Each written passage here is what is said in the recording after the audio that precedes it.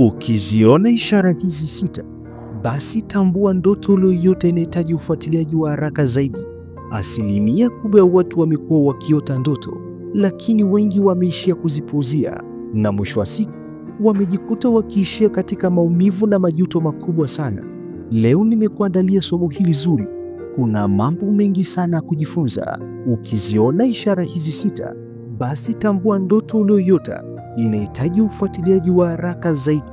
Kabla tujaendelea na somo letu la leo, jambo unalotakiwa kulifanya ni kulike video hii, kisha kukaa kwa kutulia na kufuatilia mwanzo mpaka mwisho. Lakini pia kama ndo mara yako ya kwanza kabisa kuungana nasi na bado kuja subscribe, basi nikupe pole, kwa sababu watu wote makini na wanaopenda kujifunza tayari wamesha subscribe katika channel yetu hii ya Nguvu ya Maono Media. Ili nawe uwe miongoni mwa watu makini na wanaopenda kujifunza, basi hakikisha una subscribe kisha unabonyeza kitufe cha alama kengele. Kwa kufanya hivyo, utakuwa miongoni mwa watu makini na wanaopenda kujifunza. Hakika Nguvu ya Maono Media ni mgodi wa maarifa. Twende moja kwa moja tukaziangalie ishara sita ambazo ukiziona, basi unatakiwa utambue ndoto uliyoiota unahitaji kuifuatilia kwa umakini na kwa haraka zaidi. Namba moja, kuiota ndoto ile ile zaidi ya mara moja. Ukiwa ni mtu ambaye unaota ndoto ile ile zaidi ya mara moja, au ndoto ile ikiwa imekuwa ikijirudia zaidi ya mara moja, basi unatakiwa utambue kuwa ndoto hiyo inahitaji ufuatiliaji wa haraka zaidi.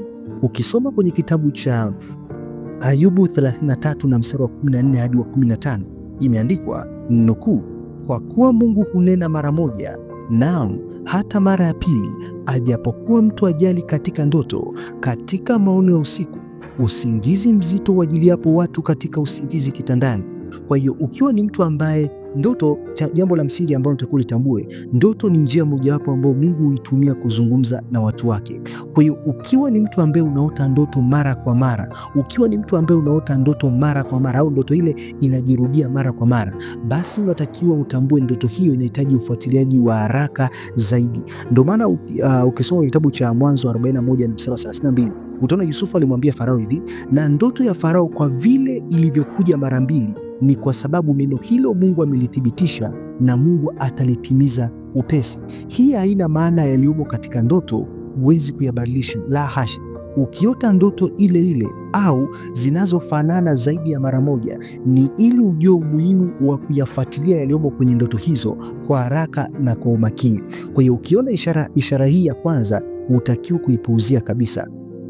Ukiwa ni mtu ambaye unaota ndoto ile ile zaidi ya mara moja, yani wewe unaota ndoto ile ile zaidi ya mara moja. Leo umeota labda leo umeota unakimbizwa, baada ya siku kadhaa unaota tena unakimbizwa, au kwa mfano labda mwingine unaota labda ndoto unaota siku ya kwanza labda umeota unatumbukia kwenye shimo refu, siku ya pili tena au baada ya siku chache unaota ndoto ile ikawa inajirudia mara kwa mara, basi unatakiwa utambue ndoto hiyo inahitaji ufuatiliaji wa haraka na umakini sana. Asilimia kubwa ya watu wamekuwa wakipuuzia ndoto na mwisho wa siku wanajikuta wakiishia kwenye maumivu na majuto makubwa sana. Kwa hiyo ukiwa unaota ndoto ikiwa inajirudia mara kwa mara, ndio maana tumeangalia kwenye kitabu cha Ayubu sura ya 33 na mstari wa 14 hadi 15, nasema kwa kuwa Mungu hunena mara moja, naam hata mara ya pili, ajapokuwa mtu ajali. Maana yake Mungu anaweza kanena mara ya kwanza akanena na wewe, mara ya pili akanena na wewe, mara ya tatu akanena. Kwa hiyo ukiwa unaota ndoto ile ile inajirudia mara kwa mara, basi unatakiwa utambue ndoto hiyo inahitaji ufuatiliaji wa haraka zaidi. Lakini ishara ya pili, ndoto kukutia hofu, ambayo hata baada ya kuamka unajikuta bado unasikia hofu hiyo. Mfalme Nebukadneza aliwahi kusema hivi juu ya ndoto aliyoiota, kusoma kitabu cha Danieli 4 na mstari wa 5, nikaota ndoto iliyonitia hofu. Kabla ya kuota ndoto ile hakuwa na hofu. Ndoto aliyoiota ilibeba roho ya hofu, ilimuingia Nebukadneza wakati akiota ndoto ile, na alipoamka alijikuta amejaa hofu kutokana na ndoto aliyoiota. Kwa hiyo ndoto kukutia hofu, ukiwa ni mtu ambaye labda unaota ndoto au baada ya kuamka kwenye ndoto ile unakuwa unajiona labda ndani yako unakuwa unaona kuna hofu, ndani yako unakuwa unahisi kuna hofu, mpaka unaamka unakuwa unaona una hofu, ndoto ile imekutia hofu, basi unatakiwa utambue ndoto hiyo inahitaji ufuatiliaji wa haraka zaidi na utakiwa kuipuuzia hata kidogo. Lakini ishara namba 3 ambayo ukiiona, basi unatakiwa utambue ndoto hiyo inahitaji ufuatiliaji wa haraka zaidi. Kujisikia umefadhaika moyoni baada ya kuota ndoto.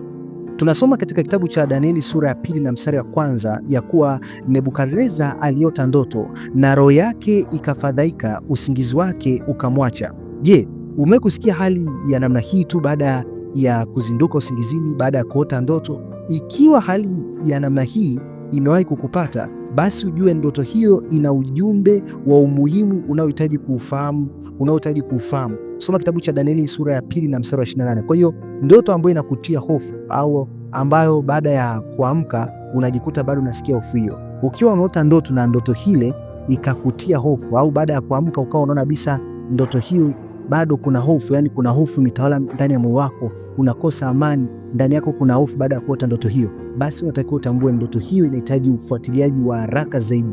Hutakiwi kuipuuzia hata kidogo. Kwa hiyo ukiota ndoto ambayo inakuachia mfadhaiko ndani ya moyo, ukiota ndoto ambayo baada unakuta inakufanya ujisikie hofu hiyo, yani inakufadhaisha moyoni baada ya kuota ndoto hiyo, basi unatakiwa utambue ndoto hiyo. Ukijisikia umemfadhaiko moyoni baada ya kuota ndoto hiyo, basi unatakiwa utambue ndoto hiyo inahitaji uifuatilie kwa haraka zaidi. Hutakiwi kuipuuzia hata kidogo. Narudia tena, hutakiwi kuipuuzia hata kidogo. Ukiota ndoto na ukaamka ile ndoto hiyo imekuachia mfadhaiko moyoni mwako, basi unatakiwa ifuatilie kwa haraka zaidi. Lakini ishara ya 4 ambayo inaonyesha kuwa ndoto uliyoiota unahitaji ufuatiliaji wa haraka zaidi, hali ya kufadhaika iliyoambatana na kitu kingine. Nebukadreza katika kitabu cha Danieli sura ya 2 na mstari wa kwanza aliposikia kufadhaika baada ya kuota ndoto aliyoiota, kuna hali nyingine zaidi iliyojitokeza kwake. Biblia inasema hivi kwamba na roho yake ilifadhaika, usingizi wake ukamwacha. Pia ukisoma maneno ya kitabu cha Mwanzo sura ya 40 na mstari wa 5 inatupa habari hii: mnyweshaji na mopaji wa mfalme wa Misri walifungwa gerezani na Yusufu waliota ndoto wote wawili, kila mtu ndoto yake usiku moja, kila mtu kwa tafsiri ya ndoto yake. Biblia inasema hivi, si tu kwamba Yusufu aliwaona wamefadhaika, lakini pia akaona ya kuwa mfadhaiko ule walikuwa nao uliambatana na nyuso zao kukunjamana. Ukisoma kitabu cha Mwanzo sura 40 na mstari wa 7. Lakini pia Farao aliota ndoto 2 mfululizo katika usiku moja, asubuhi yake roho yake ilifadhaika. Ukisoma kitabu cha Mwanzo sura 41 na mstari wa 8. Ule mfadhaiko uliambatana na mahangaiko ya kutaka kupata tafsiri ya ndoto zile bila kujali hali ya kiroho za wale anaowaulizia tafsiri zake. Kusoma kitabu cha Mwanzo sura 41 na mstari wa 8 utaona. Kwa hiyo mahangaiko ya Farao yalipokwama kupata tafsiri, ndipo Mungu alipomkumbusha mkuu wa uonyeshaji wake juu ya Yusufu na akamkutanisha Farao na Yusufu. Yusufu akampa Farao tafsiri za ndoto zake na maelekezo ya kufanya. Kwa hiyo ukiona ishara hii, ukiota ukaona hali ya kufadhaika iliyoambatana na kitu kingine, labda unakuta umeota ndoto, unashangaa baada ya kushtuka usingizi unakatika kabisa, au baada ya kuota ndoto unakosa amani, hiyo ni ndoto ambayo inahitaji kufuatilia kwa haraka. Lakini ishara ya 5, ndoto zinazosababisha jambo uliloliota lijitokeze katika mwili wako. Unaposoma kitabu cha Ayubu sura ya 4 na mstari wa 12 hadi 16, utatambua ya kwamba Elifazi aliota ndoto iliyomtia hofu na mifupa yake yote ilitetemeka. Unapolitafakari jambo hili, unaona uwezekano mkubwa wa Elifazi kusikia maumivu ya mifupa yake alipoamka baada ya kuota ndoto. Kwa hiyo ndoto zinazosababisha jambo uliloliota lijitokeze katika mwili wako, hii ni ndoto ambazo unatakiwa zinahitaji ufuatiliaji wa haraka zaidi. Kwa mfano, labda unaota labda umepigwa risasi kwenye mbavu, alafu unashangaa baada ya kuamka ile eneo ambao umeota umepigwa risasi, unashangaa unaanza kuhisi maumivu, au umeota umeanguka au umeota mguu umevunjika, kwa hiyo au umeota umeng'atwa na kitu kwenye mguu, baada ya kuamka lile eneo kaanza kusikia maumivu, basi unatakiwa utambue ndoto hiyo inahitaji ufuatiliaji wa haraka zaidi. Lakini ishara ya 6, imani yako kwa Mungu katika Kristo au wa utumishi wako kwake kuanza kuyumba au kuhangaika au kupoa baada ya kuota ndoto. Imani yako kwa Mungu katika Kristo Yesu au